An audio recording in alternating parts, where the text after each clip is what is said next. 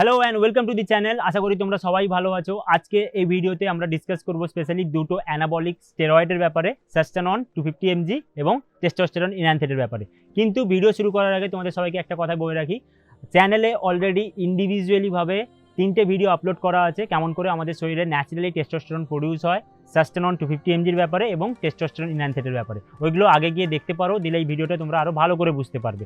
এবারে সিনথেটিক টেস্টোস্টেরনের ব্যাপারে কথা বলার আগে আমাদের জানতে হবে ন্যাচারাল যে টেস্টোস্টেরন আমাদের ভেতরে প্রডিউস হচ্ছে ওটার ব্যাপারে। দেখো, টেস্টোস্টেরন আমাদের ভেতরে যেটা প্রডিউস হচ্ছে ন্যাচারালি শরীরে, সেটার হাফ লাইফ পিরিয়ড হচ্ছে ম্যাক্সিমাম 4 আওয়ার্স, আর এটা খুব আনস্টেবল হয়। এবং টেস্টোস্টেরনের আনস্টেবিলিটি নেচারের জন্য টোটাল যে টেস্টোস্টেরনটা আমাদের বডিতে প্রডিউস হচ্ছে তার 98% একটা বিশেষ ধরনের প্রোটিনের সঙ্গে বাইন্ড আপ করে যায়, যার নাম হচ্ছে সেক্স হরমোন বাইন্ডিং গ্লোবিউলিন। এই প্রোটিনটার একমাত্র কাজ হচ্ছে আমাদের ব্লাড স্ট্রিমে ডিএইচটি বা এস্ট্রোজেন হরমোনগুলোকে রেগুলেশন করা।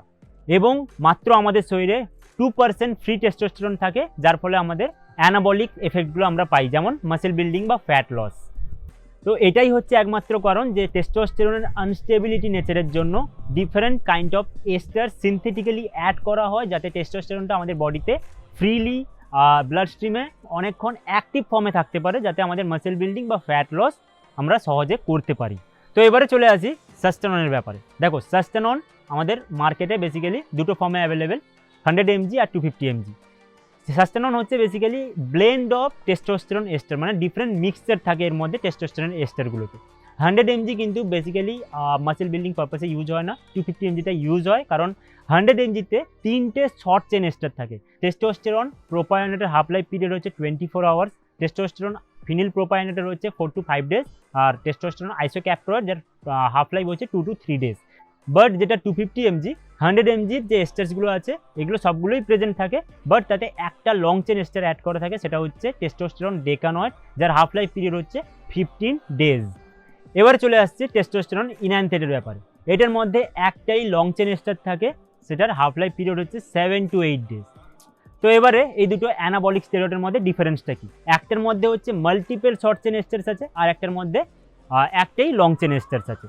এবারে দেখো, সাস্টানন নেওয়ার একটা বেনিফিট হচ্ছে আমরা যখনই সাস্টাননটা ইনজেক্ট করছি, এটা আমাদের ব্লাড টেস্টোস্টেরন লেভেলটাকে 24 আওয়ার্সের মধ্যেই কিন্তু স্পাইক করে দেয়, কারণ এর মধ্যে টেস্টোস্টেরন প্রোপায়োনেট যেটা শর্ট চেন এস্টার, এটার কিন্তু হাফ লাইফ পিরিয়ড হচ্ছে 24 আওয়ার্স, যার মানে হচ্ছে 24 আওয়ার্সের মধ্যেই কিন্তু এটা আমাদের সিস্টেমে অ্যাক্টিভেট হয়ে যায় এবং এলিমিনেটও হয়ে যায়। তাই জন্য আমাদের টেস্টোস্টেরন লেভেলটাকে খুব তাড়াতাড়িভাবে স্পাইক করে। তারপরে টেস্টোস্টেরন প্রোপায়োনেটটা যখন এলিমিনেট হয়ে যাচ্ছে, তারপরে যে আরও যে এস্টার্সগুলো আছে যেমন আইসোক্যাপ্রয়েট, ফিনিলপ্রোপায়োনেট, টেস্টোস্টেরন ডেকানয়েট, এগুলো আস্তে আস্তে ডিফারেন্ট টাইম পিরিয়ডে অ্যাক্টিভেট হতে থাকে, এবং এর কারণেই আমাদের শরীরে ব্লাড টেস্টোস্টেরন লেভেলটা সবসময়ের জন্য হাই থাকে যখন আমরা সাইকেলে থাকি।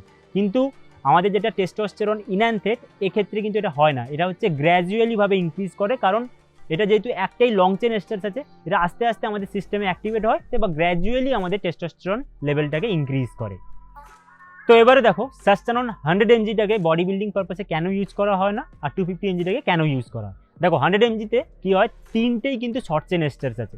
শর্ট চেন এস্টার থাকার ফলে কি হয়, এগুলো আমাদের শরীরে যখন আমরা ইনজেক্ট করছি তখন এগুলো আমাদের শরীরে খুব তাড়াতাড়ি অ্যাক্টিভেট তো হয়ে যায়, আর টেস্টোস্টেরন স্পাইকটা তো খুব তাড়াতাড়ি করে দেয়, কিন্তু এগুলোকে আমাদেরকে ফ্রিকুয়েন্টলি ইনজেক্ট করতে হবে যেহেতু শর্ট চেন এস্টার্স।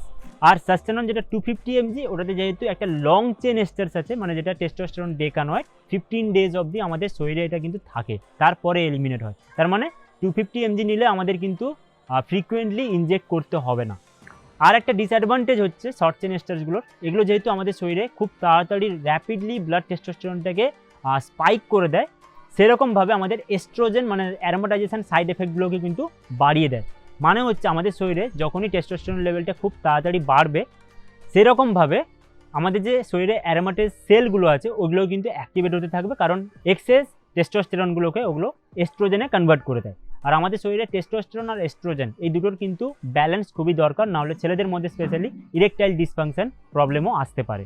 এবারে দেখো, তুমি টেস্টোস্টেরন ইনহ্যান্থেট নিচ্ছ কি সাস্টানন নিচ্ছ বা টেস্টোস্টেরন প্রোপায়োনেট বা যে কোনো অ্যানাবলিক্স তুমি নিচ্ছ, তোমাদের কিন্তু অ্যারোমাটাইজেশন সাইড এফেক্টে সাফার করতেই হবে, ওটা প্রত্যেকটা অ্যানাবলিক্সের ক্ষেত্রেই হয়।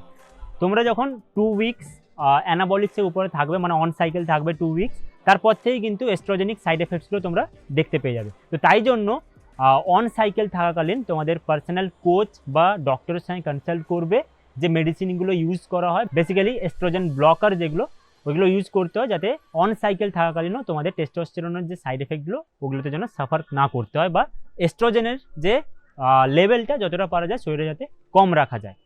কিন্তু এখানে একটা কথা মনে রাখবে, এতগুলো কথা যখন বললাম আর একটা কথা বলে দিই, যে রকমের সাইকেল করো বা যে কোনো তোমরা অ্যানাবলিক্স নিচ্ছ, পিসিটি হচ্ছে মাস্ট। পিসিটি যদি ঠিকমতো না করো তাহলে অন সাইকেলে থাকাকালীন যতটা তোমরা গেন করেছিলে সব কিছু কিন্তু লুজ করে যাবে, কারণ আমাদের শরীরে টেস্টোস্টেরন প্রডিউস হয় না যখন আমরা সাইকেলটা এন্ড করছি, আর এস্ট্রোজেন লেভেলটা খুব তাড়াতাড়ি বেড়ে যায়। আর স্পেশালি যারা 60 ডেজের ওপরে সাইকেল করো, মানে 90 ডেজ বা 120 ডেজ, তাদের কিন্তু অনেক সময় সম্ভাবনা থাকে টেস্টিস শ্রিঙ্ক করে যাওয়া, আর টেস্টিস কিন্তু অনেক বড় একটা রোল প্লে করে টেস্টোস্টেরন প্রোডাকশনে। তো এটার জন্য কিন্তু পিসিটি খুবই ইম্পর্টেন্ট। তো এই ছিল আজকে ভিডিও, আশা করি সবাইকে তোমাদের বোঝাতে পারলাম। Thanks for watching, take care, bye by.